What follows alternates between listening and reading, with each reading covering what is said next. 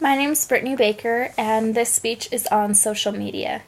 Did you know that in the United States population, over 80% of the people have a profile page on social media? The average adult spends up to 2 hours a day on social media. And that's not even the worst. The average teenager spends up to 9 hours a day on social media. I studied the downfalls as well as the benefits of social media and what it's had on our society as I've studied marketing and human behavior at BYU Idaho. I've also researched the impact of websites like Instagram, Facebook, and Twitter and the effect that it has on adults and on teenagers. I've learned that social media is a two-way street. There's both good and bad that comes with social media. There are many great things that social media has contributed to our society, but it has also caused extreme harm to our population. In this speech, I'm going to tell you about the way social media has helped us stay connected with each other, how it's allowed businesses to grow, and how it's made life easier. But I'm also going to tell you how it has lowered self-esteem, caused bullying, and become very time-consuming. First, let's start by defining social media. According to the Webster Dictionary, it defines social media as websites and applications that enable users to create and share content or to participate in social networking. Over the last decade and a half, we as a society have entered into a new era with social media. 50 years ago, even 20 years ago, it was impossible to create a social network online and stay connected with people who were living thousands of miles away. The main form of communication was by email or even handwritten letters from individuals and families that were distant. But now social media allows us to instantly share our life updates, pictures, and even more. Social media has also allowed businesses to thrive.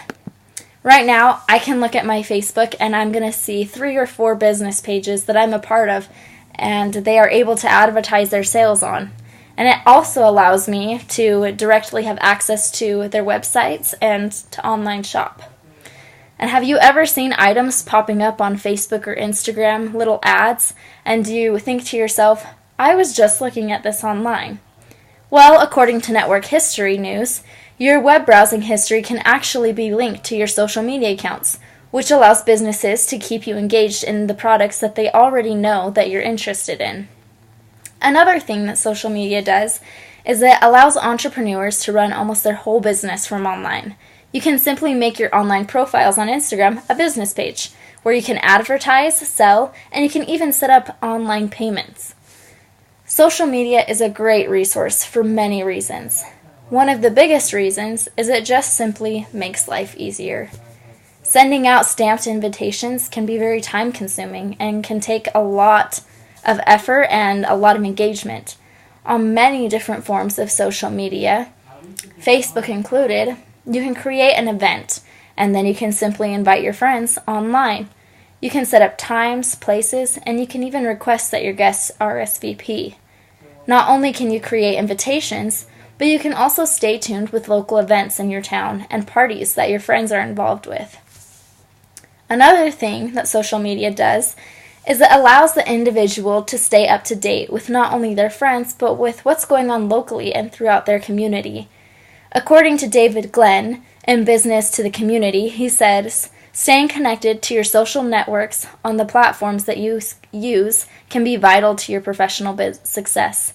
So not only does social media help you with your social life, but it also helps you with your professional life. So we know that social media has many great benefits, but it isn't all bells and whistles. There are some serious problems that social media has created for our society. One of the biggest downfalls that comes with social media is the self-esteem issues that are presented. According to the Child Mind Institute, social media has created a problem with individuals, particularly teenagers. Anxiety, self-doubt, and even suicide have all increased with the increased amount of social media usage. Throughout time, magazines have always gotten negative feedback for creating an unrealistic lifestyle. Well, now, going through social media, you see a picture at the beach. You see a picture of a cute family all together. You see smiles and delicious food all of the time. That unrealistic lifestyle is now a little closer to home that us and teenagers are viewing all the time. Pressure even comes from just trying to keep up with social media lifestyle. People obsess over taking the right pictures at the right angles. They try thousands of different filters, and then after the picture looks right, they go to their friends for advice on captions on how to make this post perfect. It's not reality, and it becomes an obsession over a lifestyle that isn't even real. There is even more. Think right now of how many social media apps you have on your phone. Facebook, Instagram, Twitter, Vine, and so many more apps are constantly competing for your time.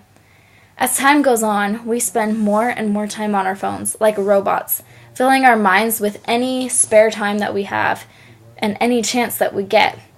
Just think about this. You're in line at a grocery store. You've been standing in line for a few minutes and you're kind of far back at the end. What's the first thing that you do? You pull out your phone. You scroll through a few news feeds just to pass the time. In this generation, we are a people who uses social media to fill up free space in our minds. Teenagers and adults are spending large amounts of time on their phones, and throughout the world, we are losing less and less face-to-face communication. The last thing that I want to address is how social media has made it easier for kids and teenagers to target others. Bullying online has become a huge problem that has caused so much harm, and the results have been alarming.